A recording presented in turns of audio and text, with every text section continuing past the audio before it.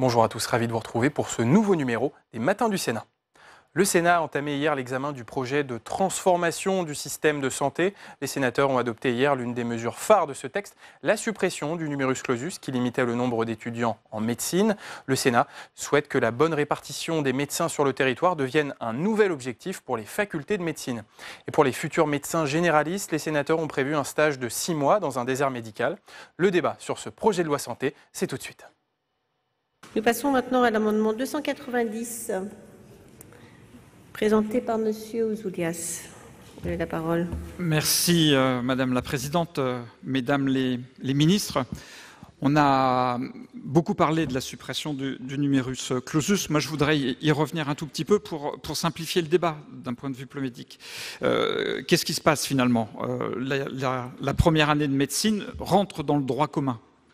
Ce qui ne veut pas dire que d'un seul coup, les universités vont pouvoir former tous les étudiants qui permettront ensuite de peupler les campagnes de médecins. Non, ça veut dire simplement que les études de médecine vont être soumises, comme toutes les autres études, à la pénurie de moyens, parce que ce qui caractérise l'université française aujourd'hui, c'est ça, c'est la pénurie de moyens. Et je ne vois pas du tout comment, dans le cadre de cette pénurie, les universités vont réussir à mettre en place, d'une part, les moyens suffisants pour modifier leur maquette, et ça a été dit par notre rapporteur que je suis complètement dans ce domaine, et d'autre part, en même temps, selon la formule consacrée, augmenter significativement le nombre d'étudiants. Donc, qu'est-ce qui va se passer finalement? Il n'y a plus de numerus clausus, mais les universités, elles vont organiser une forme de régulation beaucoup plus précocement par le biais de Parcoursup. Et je crains que malheureusement, l'année prochaine, il n'y ait pas plus d'admis en première année. Ensuite, deuxièmement, je voudrais répondre avec beaucoup de bienveillance à notre collègue Pied-Noir pour lui dire que quand nous avons discuté de la loi sur la réforme de l'université portée par les ministres qui s'y présentent au banc, je me souviens très bien que dans le canton des Républicains, vous nous avez expliqué que cette réforme était indispensable parce qu'un taux d'échec de 60% était insupportable. Et là, vous venez nous expliquer que pour le PACES, attention, il ne faudrait pas décourager les meilleurs et que finalement, une bonne sélection autour de 80%, ça serait une bonne chose. Donc, il faut une certaine cohérence. Et si 60%, c'est pas bien dans l'université, 80%, c'est encore pire dans les études de PACES. Donc moi, je propose qu'on redescende de ce taux d'échec. Ça sera une très bonne chose pour les étudiants et une très bonne chose pour les finances publiques. Merci. Quel est l'avis de la Commission, Monsieur le rapporteur? Pardon? C'est 290. Pardon? Oui, l'amendement 290. Ça a été un peu rapide. Terminé, allez-y. Excusez-moi, Madame la Présidente, je pensais que c'était une prise de parole. Donc c'est la présentation de l'amendement 290. Mon cher collègue, la rédaction de l'article 1 recueille le consensus de la grande majorité et des acteurs de santé et des acteurs de la formation. Donc il n'est pas souhaitable, selon la Commission, de revenir sur la nouvelle organisation des études de santé à ce stade, tout au moins. En outre, en regardant bien ce qui est rédigé dans l'article et ce qui est rédigé dans l'objet, je ne suis pas certain que la rédaction que vous proposez permettrait de passer au modèle de numerus apertus décrit par l'objet. C'est un avis défavorable. Merci, Madame la Ministre. Merci Madame la Présidente, Monsieur le rapporteur, Messieurs les rapporteurs pour avis, Monsieur le sénateur Ouzoulias. Votre amendement va me permettre effectivement de clarifier peut-être un certain nombre de choses de manière à ce que vous puissiez tous correctement expliquer ce qui se passe actuellement dans les études de santé. C'est un peu plus de 57 000 étudiants qui s'inscrivent en première année. C'est quasiment tous qui réussissent leur année.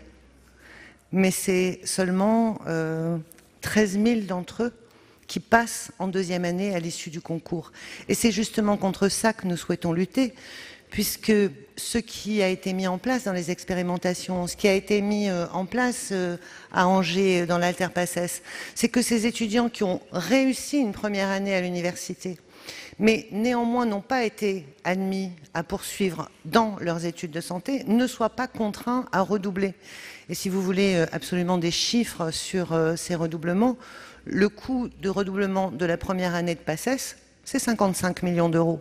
Je pense qu'on pourrait faire beaucoup mieux avec ces 55 millions d'euros que de faire en sorte que les étudiants qui ont réussi l'année recommencent la même année et pour certains d'entre eux échouent une seconde fois. Et c'est exactement là-dessus que nous sommes en train de travailler. Il peut y avoir maintien d'une sélection à l'entrée des études médicales parce que je pense que nos compatriotes ne souhaiteraient pas avoir des médecins qui soient moins bien formés que ce qu'ils sont actuellement, et néanmoins garantir la réussite, c'est-à-dire la progression dans leurs études de ceux qui n'auraient pas accédé aux études de santé, et c'est exactement cela que nous proposons. Ce n'est pas une fausse suppression du numerus clausus, c'est une véritable modification du processus, et ça me paraît important. Et bien sûr, la diversification permet de travailler sur les qualités humaines sans pour autant négliger la qualité de la formation. Et c'est sur ces deux pieds que nous devons être capables de marcher. Ce sera évidemment toujours un diplôme national. Les diplômes délivrés par les universités sont des diplômes nationaux et évidemment, de ce point de vue-là, les choses ne vont pas changer. Le processus de sélection, il sera précisé par décret. Les universités, qu'elles contiennent ou non actuellement des facultés de médecine, sont en train justement de le préparer sur le modèle des expérimentations qui ont fonctionné. Et Monsieur Jomier, par rapport à ce que vous indiquiez, c'est-à-dire votre crainte de ne pas voir augmenter le numerus clausus, eh bien, cette année, je pense qu'il y a eu un malentendu qui a été, on va dire, mis en avant par certains. Il y a eu augmentation du numerus clausus dans certaines universités parisiennes qui, par expérimentation, sont en avance sur la loi. Et puis, il y a eu maintien du numerus clausus dans un certain nombre d'autres universités qui, par définition, la loi n'étant pas votée et n'étant pas entrée dans un processus d'expérimentation, eh bien, n'ont pas pu, justement, faire valoir leur pleine capacité d'accueil. Et c'est exactement pour cela que nous souhaitons avancer. Cette sélection ne sera plus basée exclusivement sur des QCM et il existe dans de très nombreux pays des oraux normés, validés, qui permettent de maintenir la qualité de la formation et la qualité des jeunes qui y entrent, sans pour autant que tout repose sur des QCM. Évidemment, il faudra diversifier le contenu, mais je remercie vraiment la Commission qui n'a pas souhaité entrer dans le détail de contenu des formations, parce que là, vraiment, ça relève de l'équipe pédagogique, de l'ensemble des professionnels qui définissent ces formations. Et alors là, je vais faire probablement un clin d'œil qui va faire rougir ma conseillère, mais Pluripass à l'Université d'Angers, c'est notamment le doyen de la faculté de médecine de l'époque qui actuellement est ma conseillère, et croyez bien que cette loi a été, pour beaucoup, inspirée de ce qui se passe à Angers, mais néanmoins, ce qui se passe à Angers n'est pas forcément adaptable partout. Mais en tout cas, la philosophie et le principe, et je vous remercie, Monsieur le sénateur Piednoir, de l'avoir signalé, eh bien, c'est effectivement beaucoup de succès dans ces formations, une bien meilleure qualité de vie pour les étudiants et une qualité des jeunes formés qui reste évidemment très importante. Évidemment, tout ceci sera évalué au fur et à mesure. Ça a été le cas pour les universités qui ont expérimenté et ce sera le cas pour la suite. Tout ça pour dire que ce n'était pas une prise de parole, mais bien une réponse, et c'est un avis défavorable sur l'amendement. Merci Madame la Ministre. Monsieur Ouzoulias, vous souhaitez répondre? Merci Madame la Présidente, Mesdames les ministres. Toutes mes excuses, Monsieur le rapporteur. En effet, j'ai été emporté dans mon élan et je n'ai pas défendu l'amendement, mais je ne voulais pas dépasser mon temps de parole. Mais je suis très content de l'avoir fait parce que ça a permis une discussion sur le fond et je crois que ça a éclairci un certain nombre des intentions du gouvernement. Ensuite, vous avez parfaitement raison, Monsieur le rapporteur. Pour passer du numerus clausus au numerus apertus, ce qu'il aurait fallu, c'est un budget. Malheureusement, nous avons été limités par l'article 40, mais telle était notre intention. Proposer ici une loi de programmation pour donner plus de moyens aux universités, pour qu'elles soient en capacité de modifier d'une part leur enseignement, leur pédagogie, et d'accueillir plus d'étudiants. Alors je partage votre sentiment, ce que nous proposons n'est pas satisfaisant, mais considérez qu'il s'agit d'un amendement d'appel. Bien. Je vais mettre au vote l'amendement 290 avec 2 avis défavorables de la Commission et du gouvernement. Qui est pour? Qui est contre? Il n'est pas adopté. Amendement 285 présenté par Madame Apourceau-Poly. Merci Madame la Présidente. Donc, en matière de prise en considération des souhaits des étudiants, le gouvernement et l'Assemblée nationale ont une fois de plus et ce n'est pas coutume, fait une avancée remarquable en réformant le numerus clausus et en supprimant les épreuves classantes. Toutefois, il me semble qu'il faut aller plus loin en inscrivant dans la loi la notion des souhaits des étudiants, et cela tient à 2 éléments. Tout d'abord, je l'ai évoqué, nous n'assistons pas à une réforme pure et simple du numerus clausus, mais finalement à un report de son initiative. Les notions de numerus clausus et de capacité d'accueil comportent de nombreux points communs. Dans ce cadre, évoquer les souhaits d'orientation des étudiants nous semble essentiel. Cela l'est d'autant plus qu'avec l'architecture que vous proposez, fortement décentralisée, on risque de se retrouver avec des difficultés accrues en matière de mobilité interrégionale. De fait, la prise en compte des souhaits et aspirations des étudiantes dans le processus d'orientation doit permettre aux ARS et aux universités d'anticiper au mieux les volontés de mobilité et de gérer les flux d'étudiants. Cette problématique se ressent déjà dans certains centres universitaires, principalement au niveau des licences 3 et des masters, ce qui explique d'ailleurs pourquoi de nombreuses universités ont mis en place des outils de concertation en amont. Cela doit également permettre de transformer radicalement la vision de l'orientation et d'en faire un processus positif et non pas un processus par défaut. À ce titre, la mention actuelle de projet d'études est largement insuffisante car ce dernier renvoie exclusivement, in fine, à la question de l'intégration sur le marché de l'emploi. Or, les choix des jeunes, lorsqu'ils avancent dans leurs orientations, sont bien évidemment guidés par cette finalité, mais pas seulement.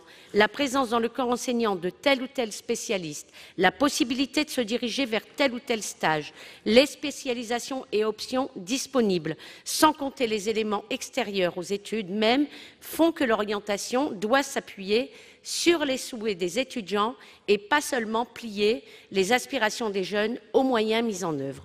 Je vous remercie. Merci, Monsieur le rapporteur. Merci Madame la Présidente. Je vais être plus court que Madame Apourceau-Poly puisqu'il me semble que ce qu'elle propose est déjà couvert par la notion de projet d'études dont on peut imaginer évidemment qu'il est élaboré par l'étudiant en fonction de ce qu'il souhaite. C'est donc, puisque l'amendement est satisfait, un avis défavorable s'il n'y a pas retrait. Merci. Quel est l'avis du gouvernement? Même avis. Le même avis.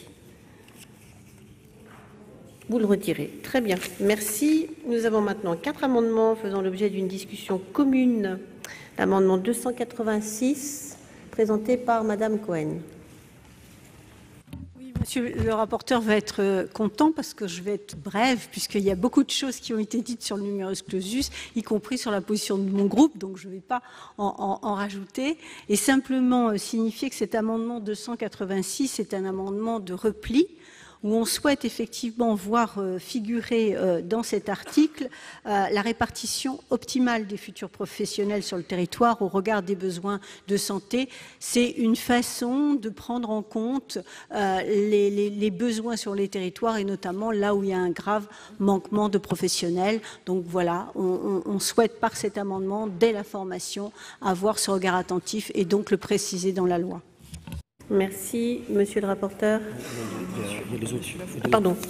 Identique. Oui, pardon. Alors, excusez-moi. L'amendement 221. Nous avons trois amendements identiques. Oui, Madame la Présidente, c'est un amendement qui a été voté en des termes identiques par les deux commissions culture, enseignement et aménagement du territoire, développement durable. En fait, il s'agit de bien prendre en compte dans la tenue des études de santé l'implantation équilibrée des futurs professionnels. Je voudrais prendre deux exemples peut-être de cette préoccupation. D'abord, permettre à un jeune issu d'une zone sous-dotée de pouvoir faire en tout cas sa mineure santé à proximité de chez lui pour éviter une coupure trop importante par rapport à son lieu de vie, et de même proposer des stages en zone sous-dense à des étudiants plus âgés pour leur faire au moins découvrir ce qu'est la pratique médicale dans les zones sous-denses. Alors évidemment, et ça je crois que c'est un point admis par tout le monde, ce n'est pas l'objectif premier des études de santé. L'objectif premier est de former des bons professionnels, mais en revanche, c'est aussi un objectif pour des études, quelles qu'elles soient, de réfléchir à la question de l'implantation et d'éclairer le choix des futurs praticiens sur le lieu d'implantation. Merci, Monsieur Lafond. Maintenant, nous passons à l'amendement 417, Monsieur Longeau. Oui, Madame la Présidente, Mesdames les Ministres. Donc, je ne reviens pas sur le dispositif de l'amendement qui a déjà été présenté par mon collègue Laurent Lafond. Tout comme la Commission de la Culture et de l'Éducation, la Commission d'aménagement du territoire et du développement durable souhaite que l'exigence d'une répartition équilibrée des futurs professionnels de santé figure parmi les objectifs des études de santé.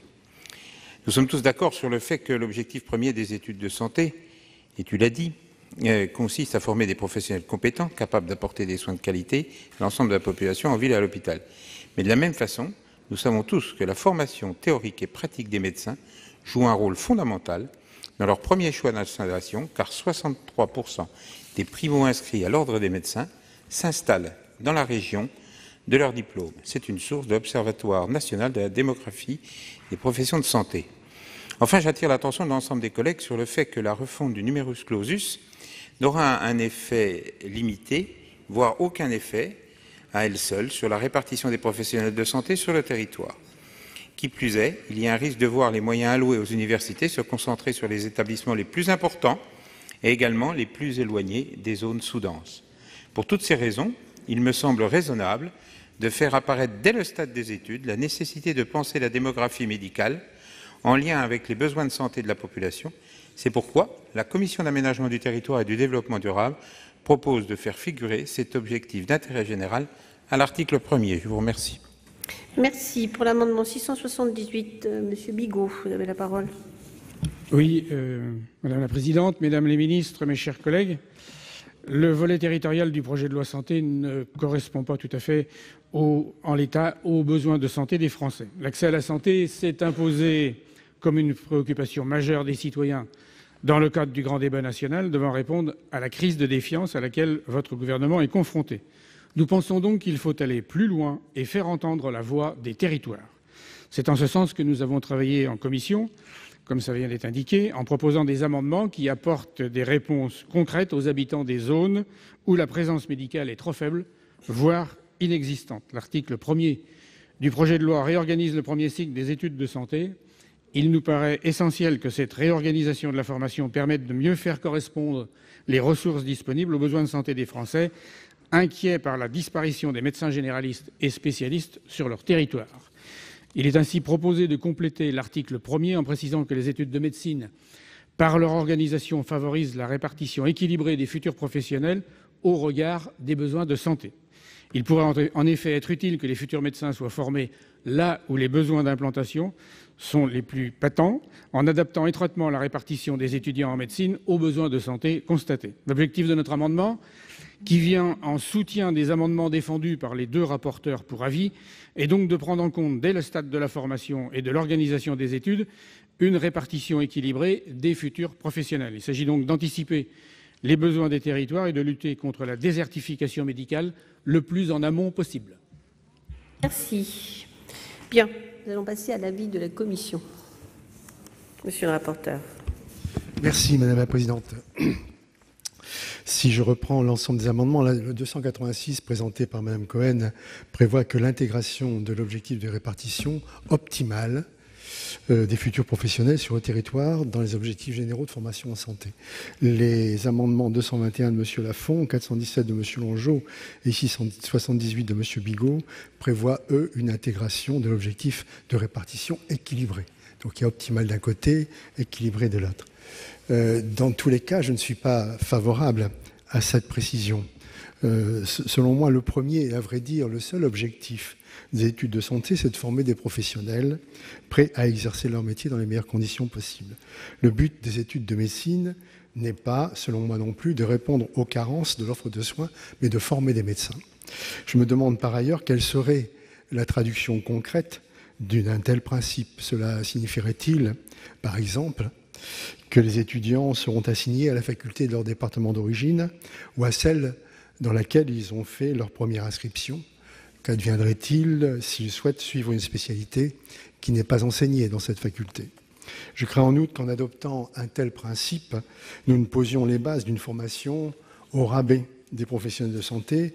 Si demain nous envoyons un grand nombre d'étudiants en médecine faire des stages dans des zones en déficit de professionnels, ils ne pourront pas être aussi bien encadrés que dans des zones où il y a plus de professionnels pour les encadrer. Réfléchissons à tout cela. Par quel médecin voulons-nous être soignés demain? Je dois dire en plus, comme un avis supplémentaire, est-il nécessaire d'inscrire dans la loi tout cela pour que cela soit un jour appliqué? En attendant, la Commission s'est rangée à mon avis, c'est un avis défavorable. Madame la ministre.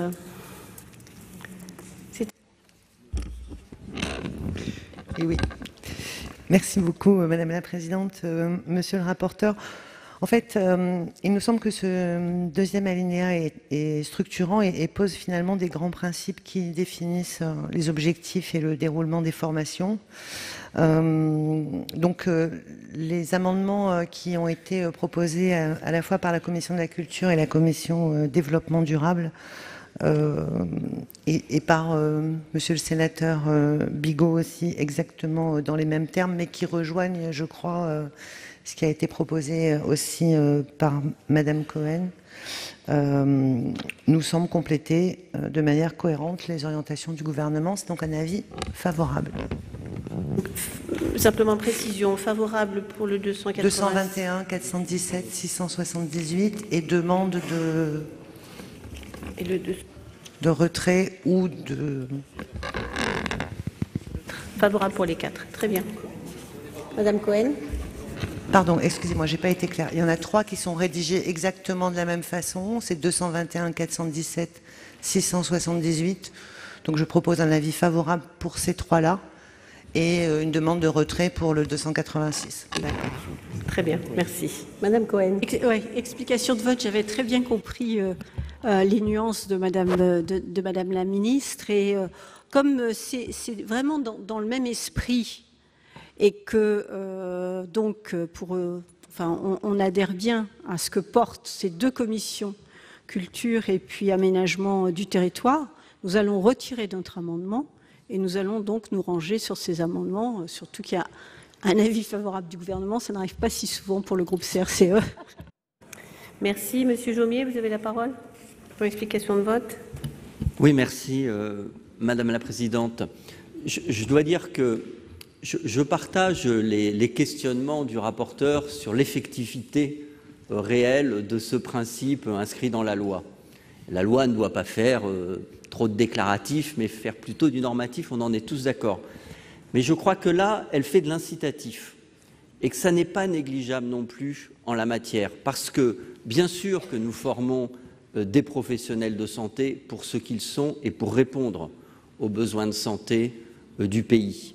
Mais il n'en reste pas moins que la répartition, notamment de ces professionnels de santé, est fortement conditionnée par les conditions de leur formation, le lieu de leur formation, les représentations professionnelles qu'ils vont acquérir au cours des études. C'est d'ailleurs toute la limite. C'est très bien de modifier le mode de sélection des étudiants en début de cursus. Mais si après, ils subissent les représentations professionnelles qu'ils ont actuellement tout au long du second cycle, à la fin du second cycle, vous aurez exactement le même résultat. Donc là, l'incitation qui est portée par nos collègues des deux commissions et que nous avons portée par nos amendements, nous paraît être de nature à donner une indication qui dit clairement que le législateur se préoccupe aussi de cette question. C'est pour cela que nous avons déposé cet amendement et bien sûr, je le soutiens fortement. Oui, Monsieur Amiel, vous avez la parole. Oui, je sais que ce n'est pas d'actualité, mais dans l'hypothèse où, un jour peut-être, la régionalisation de la médecine se ferait, comme d'ailleurs nous partageons cette idée avec le président Milon, il va de soi que dans cette hypothèse-là, le nombre de médecins formés en fonction des régions se ferait également en fonction de territoire. Raison pour laquelle, moi, je suis aussi très favorable à cet amendement. Oui. Allez-y. Oui, merci. C'est une vision d'aménagement du territoire à laquelle il faut répondre. Et donc, pour former des médecins, il faut aussi répondre à cette question de l'aménagement du territoire. Là où il y a le plus d'étudiants, il y aura plus de médecins. C'est, j'allais dire, assez trivial comme réflexion. Les besoins sont différents d'un territoire à l'autre, on le sait déjà depuis longtemps, mais les fractures se sont aggravées sur le plan de l'accès aux soins. Et clairement, le nombre de professionnels formés doit répondre à ces fractures et à ces besoins. Et il faut également répondre à cette question sur les professionnels et spécialistes qui sont formés, puisqu'il y a aussi des carences par spécialité différentes d'un territoire à l'autre. Ceci dit, ça ne réglera pas tous les problèmes, on le sait bien, c'est un principe important. Les étudiants restent là où ils sont formés, mais plutôt dans les hôpitaux, plutôt dans les CHU et plutôt dans les grandes villes ou les métropoles. Donc on ne répond pas non plus complètement à cette question et donc c'est le reste de la formation des étudiants qui va quand même les amener à mieux connaître et à avoir plus d'appétence pour les territoires sur lesquels ils ne seraient pas allés spontanément. Ceci dit, il y a quand même, ça va nécessiter quand même une grosse réorganisation sur le plan universitaire, une vraie répartition plus juste des postes d'enseignants et en tout cas faire un gros effort pour qu'il y ait des enseignants qui puissent aider les étudiants, quel que soit l'endroit où ils sont formés, à accéder plus facilement aux études de médecine, plus facilement à la spécialité dans laquelle ils souhaitent aller, pour qu'ils ne soient pas obligés en cours de cursus, effectivement, de déménager et finalement de quitter l'endroit où ils auraient pu avoir l'envie de s'installer. Donc c'est un principe qui est important, mais qui va nécessiter quand même, en tout cas, si ce n'est des moyens, une réorganisation importante de la répartition des formateurs et des enseignants. Merci. Madame Guillotin, vous avez la parole. Oui, merci Madame la Présidente. Ce sont des sujets qui ont été largement débattus en fait en commission et j'ai en gros sur cette loi santé j'y vois beaucoup de bonnes choses et une philosophie qui reste que le travail doit se faire sur le terrain et je ne suis pas convaincue que de surcharger la loi par des grands principes puisse faire avancer les choses. Le principe a toujours été de dire qu'il fallait travailler avec les professionnels de terrain pour organiser les choses, avec les universités, avec les territoires et les répartitions doivent se faire de la même manière. Moi, je ne suis pas spécialement favorable donc, à inscrire ces articles dans la loi et je me rangerai du côté de l'avis de la Commission. Bien. Y a-t-il d'autres demandes d'explication de vote? Oui. Monsieur Savary. Monsieur Savary. Oui, nous sommes tous, merci Madame la Présidente, nous sommes tous confrontés à ce problème d'aménagement du territoire et c'est vrai qu'on essaye de trouver des solutions qui peuvent paraître simples parfois, mais qui pourraient se transformer en solutions simplistes. Ce qui animait la Commission, c'est de dire qu'en fait, quand on fait des études médicales, on n'est pas forcément destiné à s'installer sur un territoire, on peut être aussi dans des domaines de la recherche, à l'international, etc. Mais on est bien conscient qu'il faut régler ce problème. Donc les deux positions ne sont pas antinomiques. Simplement, nous avons pensé qu'il était plus judicieux de ne pas mettre dans la loi pour que chaque faculté, qui a de plus en plus son autonomie, c'est quand même largement réclamé, puisse s'adapter, bien sûr, aux préoccupations de son territoire, mais également dans un souci d'aller vers l'innovation, la recherche, etc., la transmission du savoir, ce qui est tout à fait essentiel. C'est la raison pour laquelle nous avons émis cet avis, en suivant le rapporteur, défavorable, ce qui ne traduit pas notre volonté également d'aménagement du territoire, bien entendu. Monsieur Chassaing, vous avez la parole. Oui. Madame la Présidente, Madame la Ministre, oui, effectivement, le fait que ce soit marqué dans la loi, ce n'est pas pour ça qu'il y aura une répartition équilibrée des territoires. Mais, à contrario, le fait que ce soit noté, je pense que c'est quand même une bonne chose, donc je voterai cet amendement. Très bien. Alors, l'amendement 286 ayant été retiré, je vais mettre aux voix les trois amendements identiques 221, 417 et 678 avec un avis défavorable de la Commission, un avis favorable du Gouvernement. Qui est pour?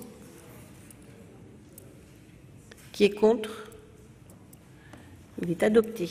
Je vais mettre aux voix l'article 1er. Y a-t-il des demandes d'explication de vote? Je n'en vois pas. Qui est pour son adoption? Qui est contre? Il est adopté. À présent, nous examinons 7 amendements et 2 sous-amendements qui font l'objet d'une discussion commune. Le 1 rectifié quater, Madame Imbert. Merci Madame la Présidente, Mesdames les ministres, Messieurs les rapporteurs, mes chers collègues. Avec cet amendement, nous sommes toujours au cœur du sujet. L'examen à l'Assemblée nationale du projet de loi et les discussions dans le cadre du grand débat national ces dernières semaines ont vivement fait ressortir dans l'actualité les problématiques d'accès aux soins dans les territoires, bien sûr dans les territoires ruraux, mais également dans certains quartiers des villes. Les difficultés d'accès aux soins sont au cœur du profond sentiment d'injustice et d'abandon ressenti par une grande majorité de nos concitoyens. Les médecins, les patients et les élus appellent depuis plusieurs années à des solutions structurantes qui répondraient enfin à l'urgence de la situation. Face à un problème complexe, mais pas insurmontable, et dont les causes sont multiples, nous pouvons faire les constats suivants. Seuls 12% des jeunes diplômés décident de s'installer en libéral à l'issue de leurs études. La mise en œuvre d'un quelconque mécanisme de conventionnement sélectif reviendrait à gréver la jeune génération avec de nouvelles obligations contraires à l'exercice d'une profession libérale et pourrait décourager les vocations. Enfin, les mécanismes de régulation ont fait preuve de leur inefficacité partout où ils étaient mis en œuvre. Par exemple, ce système a rapidement été abandonné en Allemagne. Les jeunes médecins ont refusé de se conventionner pour pouvoir s'installer librement ou ont préféré se diriger vers les hôpitaux. Cela n'a fait qu'accentuer les différences territoriales. Un pari bien plus ambitieux serait celui de l'incitation et de l'accompagnement des jeunes professionnels dans les territoires à travers une plus grande professionnalisation, principe fort qui serait inscrit dans la loi. C'est l'objectif de cette proposition d'amendement qui vise à permettre, par exemple, aux 3 500 étudiants de dernière année de 3e cycle des études de médecine générale d'exercer tout en favorisant la construction de leur projet professionnel. C'est aussi le même objectif qui serait ainsi atteint pour un certain nombre de spécialités telles que l'ophtalmologie. La dernière année du DES de médecine deviendrait ainsi une année professionnalisante hors hôpital dans les territoires. Et je me félicite à nouveau du travail constructif mené en commission des affaires sociales avec les différents groupes de cette Assemblée. Merci. Pour un amendement identique, le 542 rectifié quinquies, Monsieur Chassaing. Même amendement. Donc les étudiants en médecine de 3e cycle de médecine générale pourraient être mis à la disposition, mettons, des hôpitaux de proximité pour intervenir en qualité de médecin adjoint dans des zones caractérisées par une offre de soins insuffisante. Cela permettrait donc de recourir à ces médecins lorsqu'une carence de premier recours est constatée par le conseil départemental de l'Orne, le maire, la commune, ou par la communauté professionnelle territoire de santé dans le cadre d'un projet territorial de santé. La dernière année deviendrait une année de professionnalisme hors hôpital dans les territoires sous la responsabilité d'un maître de stage dans le cadre d'un projet territorial de santé. Toujours pour un amendement identique, le 762 rectifié, Monsieur Daudigny. Merci Madame la Présidente, Mesdames les ministres, mes chers collègues. Cet amendement est rigoureusement identique à ceux qui viennent d'être présentés par nos collègues Mme Imbert et M. Chassaing. Donc, je ne reprendrai pas l'ensemble des éléments, mais je veux néanmoins m'exprimer avec beaucoup de conviction. Dans notre recherche et notre préoccupation partagé évidemment sur tous les bancs de cette Assemblée, je l'imagine, de proposer un dispositif efficient pour lutter contre les déserts médicaux ou les zones sous-denses. Le groupe socialiste a souhaité s'inscrire dans une démarche concertée, et ceci dans un objectif d'intérêt général pour répondre à ce qui est aujourd'hui une préoccupation de nos concitoyens. Et nous tenons à remercier le président rapporteur Milon, ainsi que nos collègues des autres groupes, porteurs du même amendement, d'avoir souscrit à cette démarche dont je pense qu'elle fait honneur ce soir à notre haute assemblée. Je ne m'appesantirai pas donc sur la présentation du dispositif, cela vient d'être fait. J'insisterai cependant sur un point fondamental. Cet amendement, bien sûr, ne règle pas tous les problèmes, mais il apporte une réponse efficace et rapide à la problématique des déserts médicaux, entre autres en familiarisant les professionnels de santé dont nous manquons à la pratique en zone sous-dense, professionnels de santé, c'est-à-dire les médecins de médecine générale, mais aussi un certain nombre de spécialistes, et nous pensons bien sûr aux ophtalmologiques.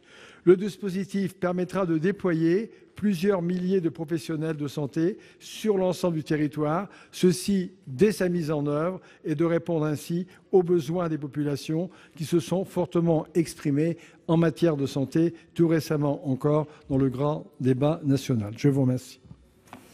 Nous examinons à présent le sous-amendement 419 rectifié. C'est M. Longeau qui va nous le présenter. Oui, Madame la Présidente, Madame la Ministre, Monsieur le rapporteur, je tiens tout d'abord à saluer les amendements identiques portés par nos collègues Corinne Imbert, Daniel Chassaing et Yves Daudigny, qui constituent un véritable élément de réponse aux difficultés que connaissent les zones sous-dotées et qui prévoient que les étudiants de 3e cycle réalisent une année de pratique ambulatoire en autonomie, en priorité dans ces zones. Une telle disposition permettra notamment de lutter contre la désaffection pour l'exercice libéral des jeunes médecins. Le présent sous-amendement poursuit les mêmes objectifs et vise à les conforter.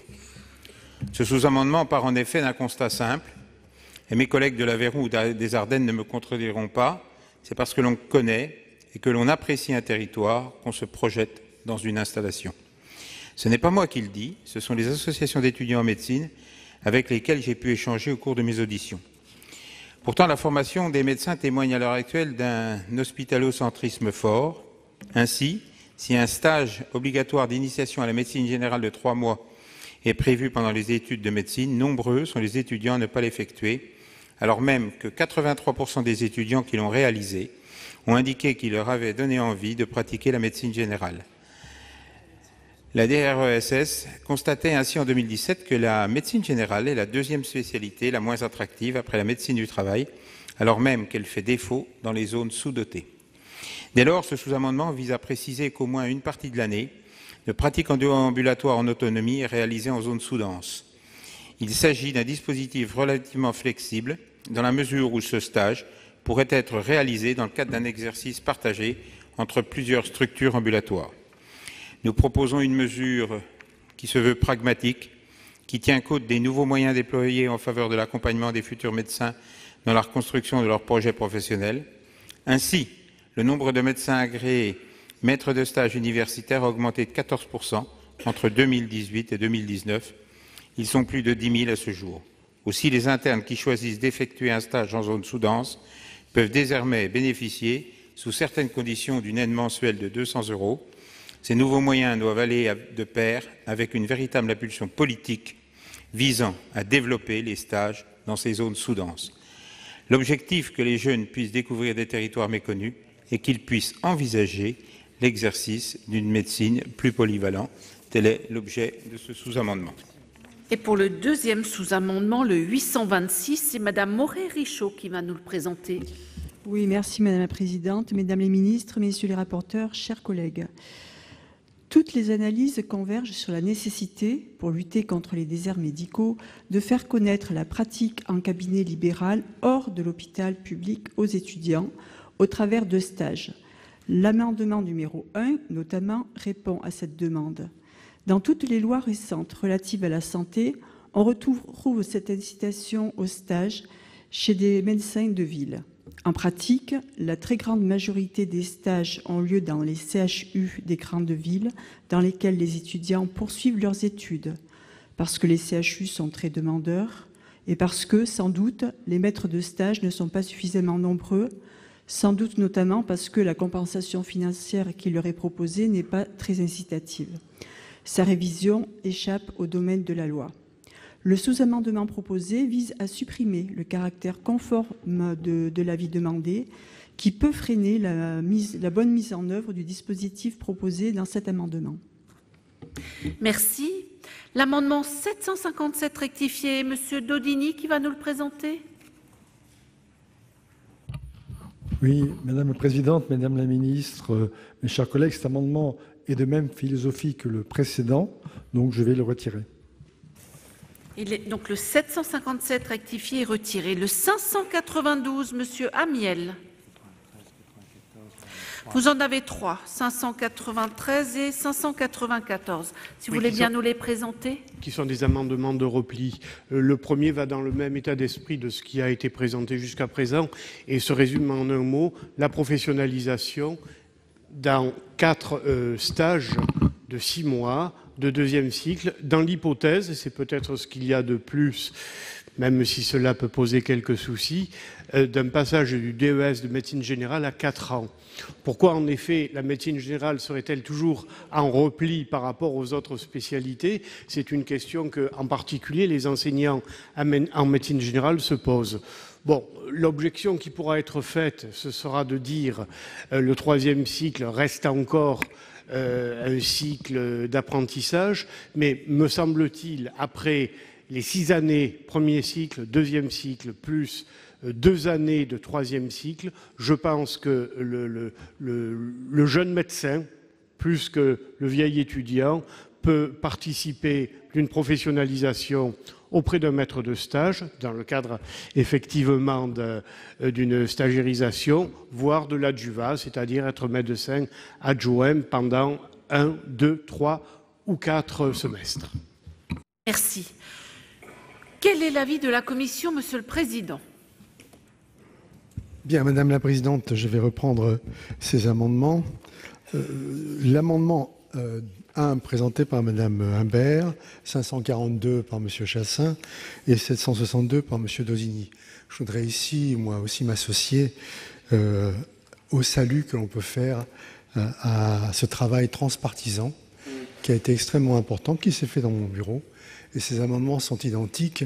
Et je dois dire que, honnêtement, je reprends les termes de Monsieur Daudigny, mais ça me semble être un honneur pour le Sénat d'avoir trouvé un texte aussi important dans l'avenir de la France, dans l'avenir de la médecine, et d'avoir su se mettre d'accord sur un texte aussi important.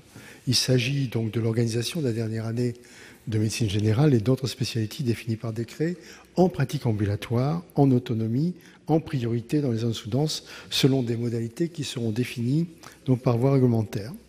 Le sous-amendement 826, donc présenté par Mme Moret-Richaud, c'est le remplacement de l'avis conforme des URPS et de l'Ordre des médecins pour la pratique ambulatoire des étudiants de dernière année de médecine par un avis simple. Le 419 de notre collègue Longeau, c'est un sous-amendement à l'amendement des 1, 542 et 762, c'est-à-dire l'obligation de réaliser l'année de pratique ambulatoire pour partie en zone sous-dense. Et puis les amendements de M. Amiel, il vient de les expliciter, je ne vais pas revenir dessus. Nous avons donc là un ensemble de 8 amendements qui partagent la préoccupation commune de placer les étudiants de 3e cycle en pratique ambulatoire pré-professionnelle. Ils proposent donc d'atteindre ces objectifs selon des modalités variables mais proches dans l'esprit.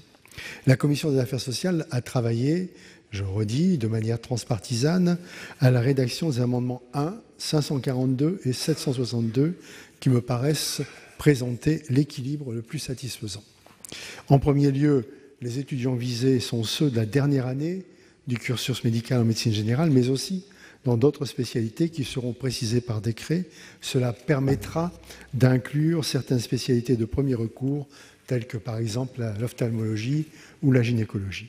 En second lieu, cette rédaction ne fait pas référence à des stages pratiques, ni simplement à une pratique hors CHU, mais bien à une pratique ambulatoire en autonomie. En troisième lieu, elle n'oblige pas les étudiants à trouver un lieu de pratique en zone sous-dotée, mais prévoit simplement que cette pratique sera faite en priorité dans ces zones. Cela permettra d'éviter le redoublement d'étudiants qui n'auraient pas pu trouver de lieu pratique. Enfin, elle ne précise pas le statut sur lequel interviendra cette pratique, celui de médecin adjoint, tel que prévu par l'article 5, nous ayant paru potentiellement limitatif. Je vous propose donc de retirer les autres amendements au profit de ces 3 amendements qui représentent le travail et le consensus de la Commission des affaires sociales. La Commission n'est en revanche pas favorable aux sous-amendements 826 et 419 sur l'amendement 1, qui ne correspondent pas à l'équilibre transpartisan trouvé en commission. Nous considérons que l'Ordre des médecins doit conserver un contrôle sur l'exercice des praticiens non inscrits au tableau de l'Ordre. Nous considérons également que la priorité donnée à la pratique ambulatoire en zone sous-dotée est suffisante et ne souhaitons pas aller jusqu'à une pratique obligatoire en zone sous-dotée pour l'ensemble des très nombreuses raisons déjà indiquées au cours de nos débats. C'est donc, Madame la Présidente, un avis favorable pour les amendements 1, 542 et 762, un avis défavorable pour les sous-amendements 826 et 419 et une demande de retrait, sinon avis défavorable, pour les amendements 419, 757, 592, 593 et 94. Il y en a qui ont été retirés. Très bien. Madame la ministre, quel est l'avis du Gouvernement sur ces amendements et les 2 sous-amendements? Merci, Madame la Présidente, Mesdames et Messieurs les sénateurs. Vous proposez, alors je vais prendre les amendements 1 rectificatif, 542 rectificatif et 762. Donc vous proposez que des stages hors CHU en zone sous-dense soient proposés en 3e cycle pour toutes les spécialités et un régime spécifique pour la médecine générale avec la dernière année en pratique ambulatoire sous statut de médecin adjoint. Donc vous proposez pour une liste de spécialités à définir dont on comprend qu'il s'agira en priorité des spécialités de premier recours en plus de la médecine générale, que la dernière année du 3e cycle soit réalisée en pratique ambulatoire en autonomie, en priorité dans les zones sous-denses. Alors pour la médecine générale, cela me paraît finalement assez cohérent avec ce qui est prévu dans le cadre du SASPAS et de la phase de consolidation de la réforme du 3e cycle, au cours de laquelle, en réalité, nous proposons déjà que l'étudiant exerce en autonomie supervisée. L'objectif est bien d'accompagner l'étudiant en fin de cursus vers son autonomie complète d'exercice à l'obtention de son DES. En dehors de la médecine générale, il n'est pas prévu à ce stade que cet exercice soit impérativement réalisé en ambulatoire, parce que cela nécessiterait de disposer pour ces spécialités le nombre de terrains et de maîtres de stage suffisant. On en est loin. Il me semble problématique par ailleurs de poser un principe qui interdirait de facto toute réalisation de la dernière année de stage en établissement de santé. Certains parcours de formation le justifieront à l'évidence, et nous avons tout autant intérêt à favoriser les stages également dans les établissements hors CHU, parce que je rappelle qu'on oppose beaucoup depuis tout à l'heure l'exercice de médecine libérale à l'exercice hospitalier. On veut favoriser l'exercice de médecine libérale, c'est vrai, mais on voudrait aussi favoriser certains exercices hospitaliers en zone sous-dense et hors CHU, parce qu'en réalité, nous avons aujourd'hui 27% des postes de PH vacants. Donc l'objectif n'est pas d'orienter la totalité de nos étudiants en médecine libérale. Nous avons aussi besoin de médecins hospitaliers, et donc faisons attention aussi à faire en sorte que certains découvrent la médecine hospitalière hors CHU. Alors, le fait qu'une partie de cette dernière année soit réalisée en zone sous-dense nous renvoie aux interrogations partagées précédemment concernant le nombre de maîtres de stage, même si ici, il ne s'agit pas d'accueillir les internes de la totalité des spécialités. Et je partage avec vous que notre objectif doit bien être de pouvoir proposer suffisamment de maîtres de stage en zone sous-dense pour accueillir un minima les étudiants de médecine générale. Aujourd'hui, nous avons augmenté de 17% le nombre de maîtres de stage universitaires entre 2017 et 2018. C'est une augmentation progressive, mais nous sommes encore loin de pouvoir accueillir la totalité des étudiants. Enfin, poser, comme vous le faites, le principe que cette dernière année soit réalisée sous statut de médecin adjoint ou en forme d'autonomie, ce que vous appelez professionnalisation, avec l'implication dans le processus du Conseil départemental de l'ordre et de l'URPS, me paraît nous éloigner très fortement du processus de formation dans lequel cette dernière année s'inscrit, pour nous rapprocher d'un modèle qui s'apparente à ce que je qualifierais d'un quasi-exercice. Or, si je ne suis pas fermée à ce que les conditions d'exercice au cours de la dernière séquence de 3e cycle évoluent, de manière cohérente avec le processus d'autonomisation progressive que j'évoquais tout à l'heure, il est impératif que cette dernière année continue de faire partie à part entière du processus de formation de nos médecins généralistes et qu'elle en constitue l'ultime étape préalable à la délivrance du DES. Ces amendements témoignent à l'évidence la recherche d'un équilibre destiné à apporter de nouvelles réponses aux problématiques de l'accès aux soins, tout en tenant compte des contraintes fortes liées au processus de formation que nous avons rappelé. Autant de points sur lesquels nous devons, je pense, encore travailler avec les parties prenantes. Donc, il me semble que, tel que je le comprends, certains aspects rendraient sa mise en œuvre problématique et risquée. C'est pourquoi j'y suis défavorable. Donc, je rappelle, nous ne sommes pas en mesure aujourd'hui de proposer des maîtres de stage à tout le monde. Et la 3e année, si elle est réellement totalement en autonomie, nous nous éloignons d'un processus de formation qui est prévu pour que les internes de médecine générale soient à 3 ans de formation. Et ce que nous vous proposons, nous, c'est donc le SASPA, c'est-à-dire autonomie supervisée, avec la certitude qu'un médecin généraliste supervise l'exercice de cette 3e et dernière année, même si l'étudiant gagne en autonomie. Ensuite, tous les amendements qui visent à rendre ces stages obligatoires me posent problème, parce qu'il faut évidemment avoir la quantité de stages suffisante, et je souhaite continuer à prôner l'attractivité des territoires plutôt qu'une obligation, quelle qu'elle soit. Je pense qu'on ne peut obliger personne à aller soigner un endroit où il ne souhaite pas se rendre. Ça ne rendra pas plus attractif l'exercice libéral si on oblige la totalité des étudiants à aller dans des zones où ils ne souhaitent pas aller. En tous les cas, aujourd'hui, cette obligation n'est pas faisable en l'état. L'autre élément que je souhaite porter à votre connaissance, c'est la très forte attractivité des contrats d'engagement de service public, qui est une autre forme pour doter les territoires de zones sous-denses de médecins qui s'engagent vers une installation. Aujourd'hui, il y a une progression croissante d'année en année du nombre de jeunes qui bénéficient de ces contrats. Et donc, il me semble que tout ce qui rend attractif l'exercice est beaucoup plus valorisant pour les jeunes que tout ce qui rend les choses obligatoires et contraignantes. Donc, pour l'instant, par rapport aux amendements 1 rectificatif, 542 rectificatif, 762 rectificatif, l'avis est défavorable. Ensuite, concernant les amendements 419 de M. Longeau, donc c'est sous statut de médecin adjoint, donc c'est une autonomie complète, donc c'est un avis également défavorable.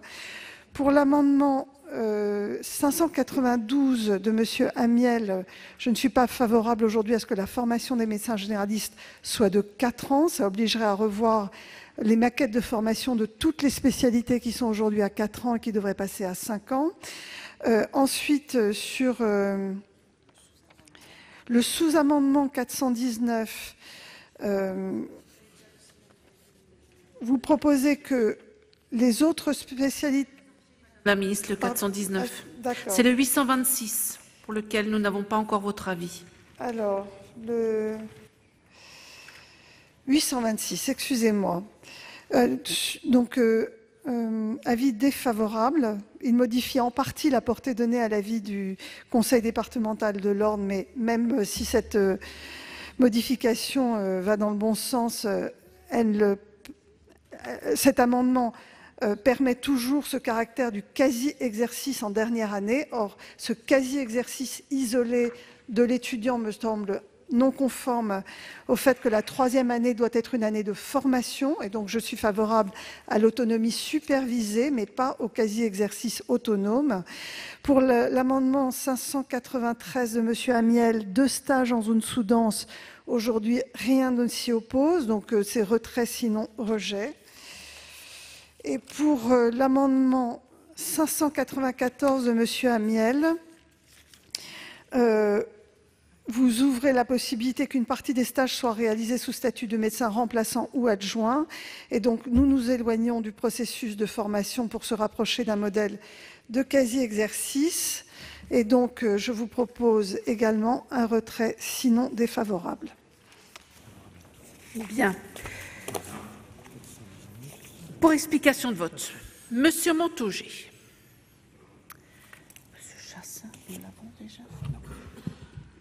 Madame la Présidente, Madame la Ministre, chers collègues, je veux tout d'abord, comme d'autres collègues l'ont fait avant moi, remercier le rapporteur et les collègues issus de différents groupes qui sont à l'origine de cet amendement important pour nos territoires ruraux, urbains parfois, mais également ultramarins. Les démarches transpartisanes ne sont pas si fréquentes et quand elles existent, nous sommes souvent au cœur d'enjeux d'intérêt général. Et c'est le cas ici. Je veux souligner l'équilibre de cette proposition qui répond aux objectifs de formation des médecins tout en répondant à l'intérêt général dans des délais courts pour les populations des territoires et tout en respectant le caractère libéral des professions concernées. Il n'y aura pas d'obligation d'installation à l'issue des stages de troisième année de troisième cycle et l'exercice en situation ambulatoire d'autonomie éclairera la prise des décisions du médecin nouvellement diplômé le moment venu dans l'intérêt de toutes les parties prenantes. Le terme qui figure dans le texte de l'amendement « avis conforme de l'ordre départemental des médecins et de l'Union régionale des professionnels de santé libéraux » est à cet égard une garantie que je veux souligner. Nous n'avons pas le choix, il faut répondre à l'urgence des territoires qui se sentent abandonnés. Ces propos sont les vôtres, Madame la Ministre, vous les avez tenus cet après-midi, il y a quelques heures, et je ne saurais mieux dire qu'en rajoutant que le moment est venu de leur donner un sens politique concret. J'ai bien entendu les arguments que vous avez développés, souvent très techniques, je ne suis pas moi-même un spécialiste du sujet, mais ne serait-il pas envisageable, pour arriver à trouver une solution commune à notre institution et au gouvernement, que les 3 amendements communs soient sous-amendés éventuellement pour arriver à un texte commun qui réponde aux enjeux d'intérêt général que nous avons tous, pour lesquels nous avons tous ici ensemble travaillé. C'est la question que je vous pose. Ce moment de notre débat pour ce projet de loi est essentiel. Il y a des centaines de milliers, si ce n'est des millions de citoyens et de citoyennes françaises qui vivent difficilement sur les territoires ruraux en particulier, qui nous attendent sur ce sujet. Je vous remercie. La parole est à Madame Cohen pour explication de vote. Oui, merci Madame la Présidente. Effectivement, ces amendements essayent de répondre à une problématique que l'on vit toutes et tous en milieu rural, mais aussi en zone urbaine. Il y a une pénurie de médecins. Moi, ce qui me gêne beaucoup dans ces amendements, le fait qu'ils soient transpartisans, c'est une bonne chose, même si nous ne sommes pas associés à ces amendements. On nous a proposé de le faire, mais nous n'avons pas pu nous y associer. Et de toute façon, on ne signerait pas ces amendements. Et je vais vous en donner les raisons. Pourquoi ? Parce que je trouve et nous trouvons, que ça oppose les genres. Aujourd'hui, il y a une pénurie de professionnels en libéral, mais comme l'a très justement dit Agnès Buzyn, aussi en secteur hospitalier. En Val-de-Marne, qui est un département d'Île-de-France, rien qu'aux urgences de l'hôpital Mondor de Créteil, il manque 7 médecins. Et je pourrais multiplier les exemples. Donc je ne comprends pas qu'on n'essaye pas de traiter les choses de manière globale. Je l'ai dit dans la question préalable, le fait, y compris, de la gradation des hôpitaux, avec ce que je considère comme une transformation des hôpitaux de proximité en coquilles vides, va aggraver les choses. Et y répondre en disant il manque des généralistes, et donc on va et je pense notamment, parce que c'est l'amendement, on va dire, le plus structurant, celui de Madame Imbert, le numéro 1 rectifié, c'est quelque part une obligation. Et ça part d'un postulat que moi je trouve assez étonnant.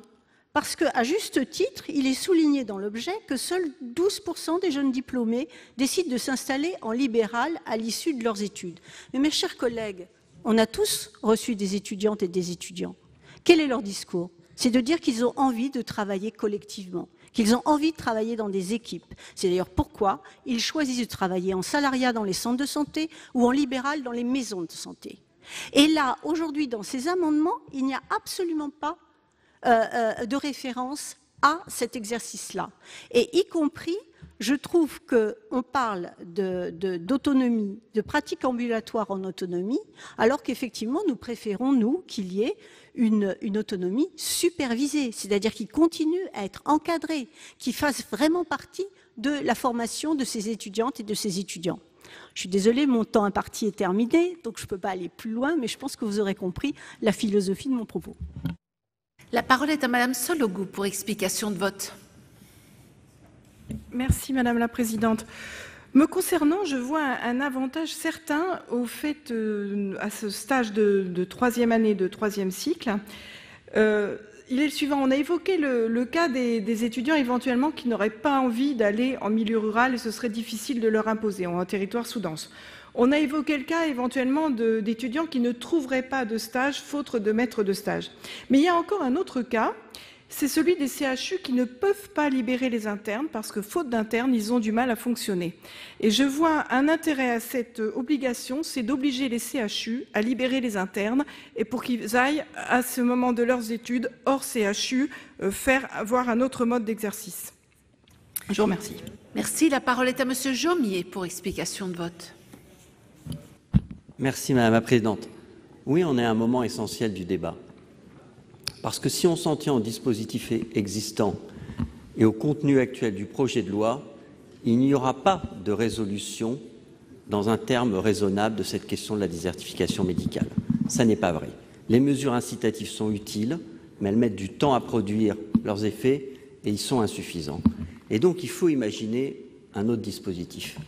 Et moi, ce qui me marque dans la réponse de la ministre, comme dans les propos de Laurence Cohen d'ailleurs, c'est un énorme non-dit. C'est qu'actuellement, le troisième cycle, il dure 3 ans. Mais l'harmonisation européenne des cursus et l'arrêté d'avril 2017 prévoient que la phase de consolidation soit mise en œuvre au 1er janvier 2020. Et personne ne nous en dit rien. Et phase de consolidation, c'est la 4e année du troisième cycle. L'harmonisation européenne prévoit même éventuellement que ce soit plus d'une année, encore une année supplémentaire. Et donc, il n'est en aucune façon question de prendre quelque moyen que ce soit aux hôpitaux. On ne va pas déshabiller Pierre pour habiller Paul.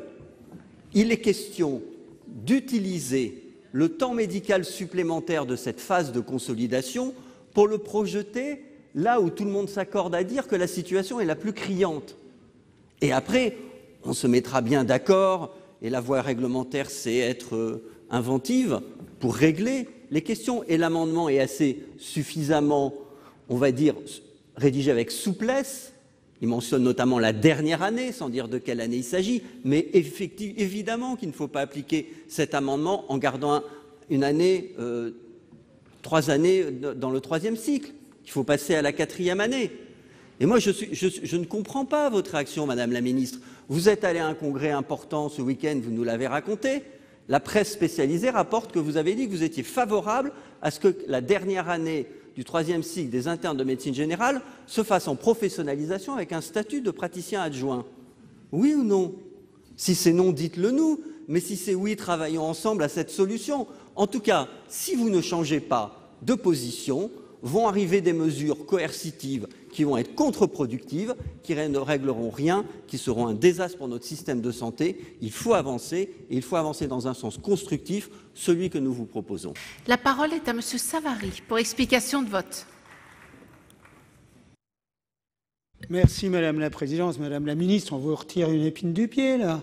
Vous voulez des mesures incitatives, vous êtes contre les mesures coercitives, on vous en propose une qui va dans le sens d'un cursus où on va mettre des médecins sur le terrain. Alors, dans vos arguments quand même, vous avez fait une différence entre le quasi-exercice qui ne serait pas une formation, mais une professionnalisation, et l'autonomie supervisée qui serait une formation. Mais Madame la Ministre, quand on remplace, du jour au lendemain, on est livré à soi-même, quoi. Prendre nos responsabilités. Ceux qui sont médecins, qui sont passés par là, on nous a formés. Alors à l'époque, on devait être mal formés. On était formés qu'en 7 ans. Hein. Mais du jour au lendemain, on se trouvait dans le bain. On remplaçait un médecin qui n'était, par définition, pas là. Et puis alors, ça se passait pas bien. Ça se passait bien. Et là, à un certain moment, à la 10e année, non mais attendez, à la 10e année, c'est déjà largement majeur dans le cadre de la réflexion, ils peuvent être livrés un peu à eux-mêmes et sous la responsabilité à la fois de l'université et puis du médecin qui sera associé. En plus, à travers l'amendement qui a été fort bien rédigé grâce aux efforts en particulier de Corinne Imbert, puisque c'est elle qui a mis ça sur le tapis en premier, on ne précise pas le statut. Derrière, vous pourrez fixer par décret, faut-il que ce soit un médecin adjoint, faut-il que ce soit un médecin collaborateur, un statut qui existe depuis longtemps et qui n'était pas suffisamment utilisé, qui s'adresse plus volontiers à des médecins thésés, ou bien un médecin stagiaire, pourquoi pas, on pourra préciser ce qu'il en est. Mais ce qui me paraît important par rapport aux autres amendements qu'il y a eu auparavant, notamment sur des stages, c'est que là, avec ce principe-là, vous avez 2 médecins pour 2 malades. Tandis qu'avec le principe des stagiaires, vous avez 2 médecins et des gens en manque pour 1 malade. En conséquence, le service est certes pas tout à fait identique, mais il n'empêche que ça répond au problème de la démographie médicale. Donc, Madame la Ministre, Mesdames les Ministres, je pense que véritablement, vous avez là l'opportunité de marquer de votre empreinte ces nouvelles possibilités pour que nous puissions à la fois améliorer la formation à travers la professionnalisation de nos médecins et répondre aux préoccupations d'aménagement du territoire. Merci. Et enfin, pour une dernière demande d'explication de vote, Monsieur le Président Mauret. Monsieur Daudigny, pardon, je n'avais pas vu. Oui, merci Madame la Présidente. Brièvement, parce que mes collègues qui se sont exprimés avant moi l'ont fait de manière tout à fait remarquable et que je me reconnais totalement dans tout ce qui a été dit. Donc moi, je voudrais essentiellement féliciter les auteurs des amendements issus des différents groupes, que ce soit Madame Imbert, Monsieur Chassaing ou Monsieur Daudigny. Ces amendements qui vont dans la bonne direction et qui ont d'ailleurs conduit à ce que le rapporteur de la Commission de l'aménagement du territoire et du développement durable retire l'amendement que nous avions adopté en commission, ou plutôt le transforme en sous-amendement, c'est effectivement aller dans la bonne direction que de dire que durant la dernière année des études de médecine, les étudiants vont, j'allais dire, enfin, pour un grand nombre d'entre eux, découvrir ce qu'est l'exercice de la médecine en dehors d'un CHU. Et si on veut avoir une petite chance qu'ils choisissent d'exercer leur profession sur le terrain, en ville ou à la campagne, et en tout cas en dehors d'un centre hospitalier, eh bien c'est évident que cette pratique pendant 1 an, sur des affectations qui pourront être différentes dans le cadre de la médecine ambulatoire, ira dans le bon sens. Alors, ce sont les amendements, évidemment, je les voterai. Je voterai évidemment l'amendement qu'a présenté Jean-François Longeot, qui ne fait que consolider l'amendement qui est présenté, les 3 amendements qui sont présentés, puisque le sous-amendement dit simplement que les stages qui, dans l'amendement, doivent s'exercer en priorité dans les zones mentionnées au premier de l'article 1434-4 du Code de la santé publique, le sous-amendement ajoute pour partie. Ça veut dire qu'on veut au moins sécuriser un temps de ce stage au profit des zones défavorisées en termes de démographie médicale, ce qui ne me paraît pas illégitime, parce que j'aimerais quand même rappeler que les zones considérées comme sous-denses représentent 10 000 communes et 12 millions d'habitants. Donc dire dans ce sous-amendement qu'au moins une partie de ce stage sera effectuée dans ces territoires qui, encore une fois, représentent 10 000 communes et 12 millions d'habitants, ça ne me paraît pas illégitime. Et donc, je voterai ces amendements et le sous-amendement de Jean-François Longeot au nom de la Commission. La parole est à Monsieur Daudigny pour explication de vote. Merci Madame la Présidente, Mesdames les Ministres, mes chers collègues. J'ai toujours apporté mon soutien aux différentes mesures incitatives prises depuis quelques années. Et Madame la Ministre, j'ai répondu à votre invitation lorsque vous avez demandé si je souhaitais comme auteur d'un rapport, assisté à la présentation par le Premier ministre du dernier plan de mesures. J'ai toujours pensé aussi qu'il était impossible aujourd'hui de contraindre des médecins à s'installer pour plusieurs années dans un lieu où ils n'avaient pas de volonté à aller exercer leur métier. Mais je soutiens aujourd'hui totalement cet amendement. Je le soutiens parce que c'est un amendement, bien sûr, d'imagination, mais en même temps de raison et de réalité. Il repose très largement sur la directive européenne qui, un jour ou l'autre, fera bien que le 3e cycle de médecine générale en France comportera non plus 3, mais 4 années. C'est un amendement d'efficacité dont les effets ne seront pas connus dans 5 ans, dans 10 ans, mais pourront être connus dès la mise en œuvre. C'est un amendement d'équilibre qui prend en compte également les souhaits, les réticences, les pensées aujourd'hui des jeunes professionnels de la médecine, qui s'appuient fortement sur le travail également de l'ordre des médecins. Alors, Madame la Ministre, j'ai bien entendu des points que vous avez cités, qui sont des points de mise en œuvre, mais nous faisons confiance totalement aux fonctionnaires du ministère de la Santé et des autres ministères pour vaincre ces éléments pratiques et trouver les modalités de mise en œuvre. Aujourd'hui, la situation dans notre pays est grave. Elle est très mal ressentie par l'ensemble de nos concitoyens. Il y avait besoin d'un choc. Et c'est le rôle du Sénat, dans toute sa sagesse, aujourd'hui, avec raison, mais aussi imagination, de provoquer ce choc. Nous vous demandons, Madame la Ministre, de prendre en considération le travail qui a été fait ici et qui doit permettre d'apporter des éléments de réponse à ce qui est un grave problème de notre société actuellement. Je vous remercie. Et la parole est à Madame Guillotin pour explication de vote. Et je crois que c'est la dernière demande. Alors, il est des jours où on se sent très seul. Je pense que c'en est un. Alors, déjà, je voudrais remercier le travail effectivement collectif et le travail que l'on a fait dans le bureau de Monsieur Milon. Et je vais répéter quand même les réserves que j'avais émises sur cet amendement, rendant quand même le fait qu'il est effectivement une situation aujourd'hui importante, dont nous avons une pression sur les territoires par nos concitoyens, une pression sur les territoires de nos élus concernant effectivement cette désertification médicale. Pour ma part, je ne pense pas que la réponse doit être qu'un bataillon de jeunes internes, vieux internes plutôt, ou tout jeunes médecins, voilà, puissent répondre de manière correcte à cette désertification médicale. Ça reste un sujet ponctuel. Et la deuxième chose qui m'interpelle dans cet amendement, c'est le sujet du hors hospitalier. Voilà. Donc on va enlever des internes de 3e année, de 3e cycle, parce qu'on parle bien de 3e année. Sur la 4e année, j'avais encore une position un peu différente. 3e année, 3e cycle, où les gens ne seront plus à l'hôpital. Or, dans mon département, une crise hospitalière il y a quelques semaines, où il n'y avait plus qu'un interne pour faire tourner un hôpital dit périphérique aux proximités, qui est comme un gros hôpital, qui est l'hôpital d'Épinal d'ailleurs, où il y a de grosses difficultés. Lorsqu'on va enlever ces internes de 3e cycle des hôpitaux, que ce soit dans les services ou ceux qui font tourner les urgences, moi, ça m'interroge déjà beaucoup.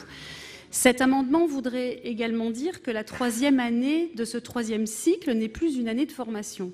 Ça voudrait dire que nous avons des médecins, effectivement, qui sont de jeunes médecins et qu'on remet en cause, quelque part, la maquette de formation. Et je voudrais juste rappeler que la maquette de formation a été faite pour que les médecins qui sortent de la fin de 3e cycle aient un exercice diversifié. Alors, ils ont un semestre aux urgences, ce qui me paraît important. Ils ont un semestre pour la pathologie de la femme et un semestre pour la pathologie de l'enfant qu'ils peuvent faire en ambulatoire et qu'ils peuvent faire en milieu hospitalier. Ils ont un semestre obligatoire en milieu ambulatoire, et ils ont un semestre en médecine polyvalente, le plus souvent dans un service hospitalier, et un semestre en SASPAS. Et à terme, l'idée, c'est quand même qu'il y ait 50% de ces 3 années, de ces 6 semestres, qui soient faits en ambulatoire. Sauf que pour que ce soit fait en ambulatoire, il faut bien évidemment, on revient à la même question du deuxième cycle, il faut qu'il y ait des maîtres de stage. Donc, il faut conclure, chers collègues. Pour moi, la problématique reste dans les maîtres de stage.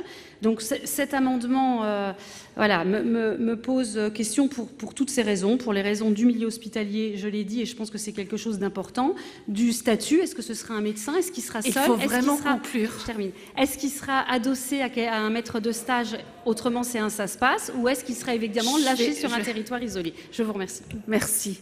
Madame la ministre. Ah, pardon. Il y avait Madame Doineau. Très rapidement, pour dire qu'également je suis circonspecte sur cette proposition et que donc certains ne se sentiront plus tout seuls. D'une part parce qu'effectivement, je pense que ça va décoiffer un territoire ou en tout cas un ensemble de besoins pour couvrir d'autres besoins. En fait, la réalité aujourd'hui, et je l'ai dit en discussion générale, c'est qu'il nous manque des médecins. Il nous manque des médecins en général. Donc la réalité, c'est que certains territoires ont tout fait pour attirer justement des jeunes internes dans des hôpitaux locaux et qu'ils ne les auront peut-être plus demain. C'est ce qui a été dit par la ministre. Nous avons aussi essayé d'attirer des internes pour des stages en PMI, donc en protection maternelle infantile. Nous les aurons peut-être plus. Et puis, dans les urgences des hôpitaux, ça a été dit par ma collègue, on a un besoin criant d'internes et c'est comme ça que d'ailleurs il fonctionne, justement parce que sur les territoires, nous manquons de médecins. Donc, la réalité, c'est que j'ai vraiment le sentiment qu'on essaye de trouver une solution, mais qu'on va sans doute pas pouvoir l'appliquer et surtout empêcher un certain nombre de stages de se réaliser dans d'autres spécialités. Donc moi je suis donc plutôt sur une abstention, mais je sais qu'un certain nombre de mes collègues dans la commission seront favorables, ça a été dit par mon collègue Hervé Maurey, mais en tout cas à titre personnel, je ne suis pas favorable à ces propositions. Monsieur le Président Milon. Merci Madame la Présidente. Je voudrais juste, il est revenu, mais ajouter ce qu'a dit Bernard Jomier. On ne retire pas d'abord le texte l'amendement tel qu'il vous est présenté, dit bien que c'est la dernière année du 3e cycle. Et on s'appuie sur le fait de la directive européenne qui a passé le 3e cycle à 4 ans. Donc si on reprend la 4e année, on ne supprime rien à personne. On ajoute une année supplémentaire qui pourra aller sur le terrain, ce qui me semble être une excellente chose, d'autant plus qu'il y a des médecins dans la salle ici. Nous avons tous, à un moment ou à un autre, fait le pas et travaillé en autonomie, en faisant des remplacements ou autres, directement sur le terrain, sans avoir toutes nos formations. Je vous rappelle quand même que dans le 3e cycle, certains non-docteurs en médecine font déjà des remplacements. Et quand ils font des remplacements, ils n'ont même pas de maître de stage. Donc on fait une formation, on a une formation qui est assurée en partie par l'hôpital, en partie par les remplacements, en partie par les maîtres de stage. Mais si on se fie bien au texte qui nous est présenté, c'est bien la dernière année du 3e cycle. Et la directive européenne devrait s'appliquer bientôt. Plus personne ne demande la parole pour une explication de vote. Madame Apoursopoli, et ensuite je donnerai la parole à Madame la Ministre. Moi, je ne vais pas en rajouter, juste pour poser une ou deux questions. C'est combien vont gagner ces jeunes médecins que l'on va mettre chez les libéraux?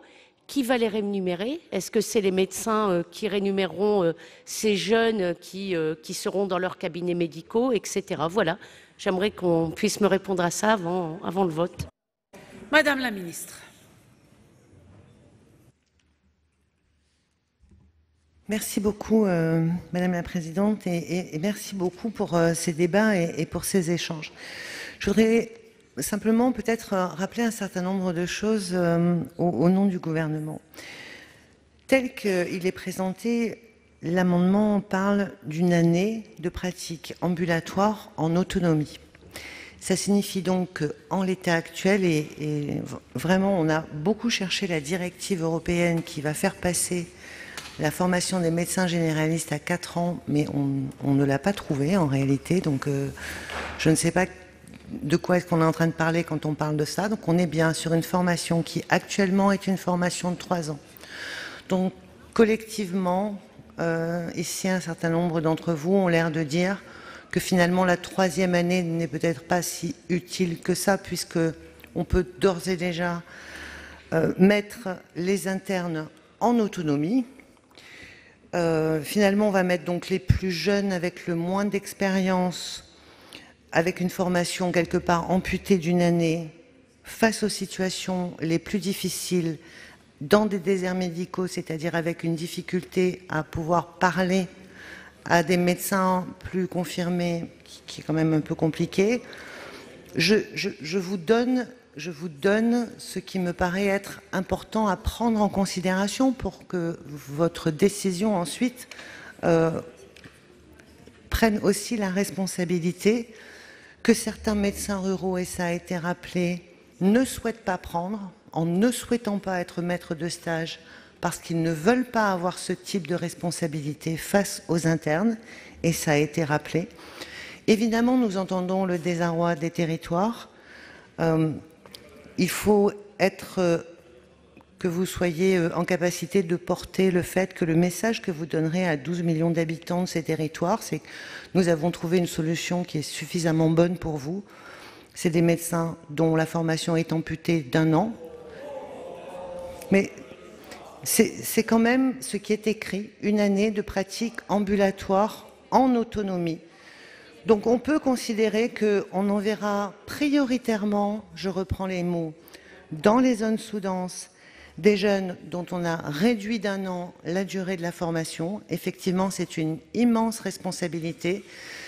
Nous avons évoqué tout à l'heure la question des stages en médecine générale qui sont effectivement demandés depuis maintenant une vingtaine d'années et où, parce que nous avons augmenté le nombre de maîtres de stage, nous atteignons enfin les 100%. On peut donc décider que dans la loi, vous souhaitez inscrire le fait que la dernière année du 3e cycle, qui pour moi honnêtement reste la 3e année de formation, puisque nous ne trouvons pas cette directive européenne à laquelle il a été fait référence de nombreuses fois, se fera en pratique ambulatoire, en autonomie, en priorité dans les zones mentionnées au 1 de l'article 1434-4 du Code de la santé publique. Je pense que c'est une responsabilité très importante et je voulais simplement réaffirmer que pour le gouvernement, opposer les zones déjà sous-denses et pour lesquelles on a déjà un problème de médecins, pour lesquelles il faut qu'on redonne de l'envie d'aller y exercer, et ça me paraît essentiel de le faire.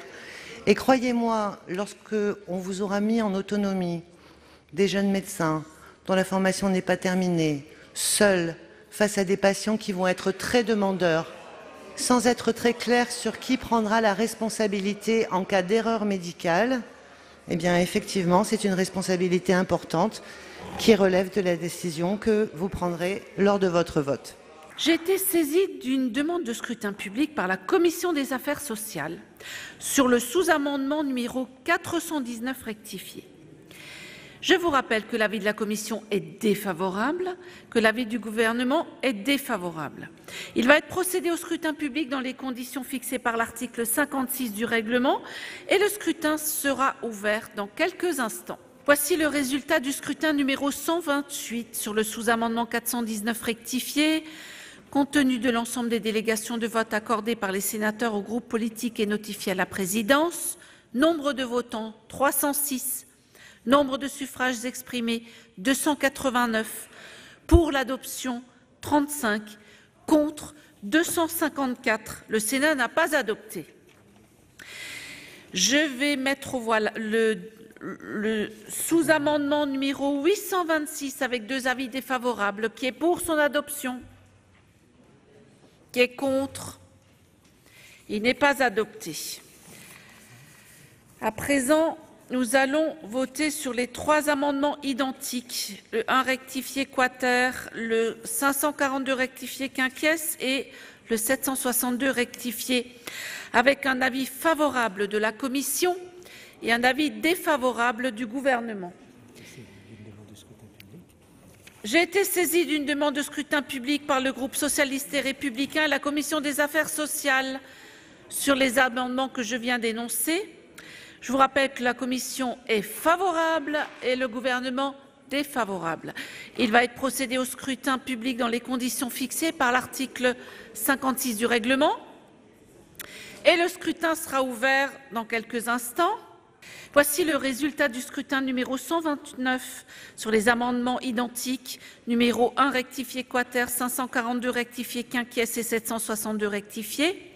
Compte tenu de l'ensemble des délégations de vote accordées par les sénateurs aux groupes politiques et notifiées à la présidence, nombre de votants 341, nombre de suffrages exprimés 327, pour l'adoption 311, contre 16. Le Sénat a adopté. Les sénateurs ont donc prévu un stage de 6 mois dans un désert médical pour les étudiants en médecine générale, un stage auquel s'est opposée la ministre de la Santé Agnès Buzyn, car elle considère qu'il ne faut pas obliger les futurs médecins à aller dans ces territoires, mais plutôt les rendre attractifs. Les sénateurs ont également adopté la suppression du numerus clausus qui limitait le nombre d'étudiants en médecine, mais certains ont dénoncé une mesure en trompe-l'œil puisqu'elle renvoie la responsabilité aux universités qui vont devoir fixer un nombre maximal d'étudiants à former.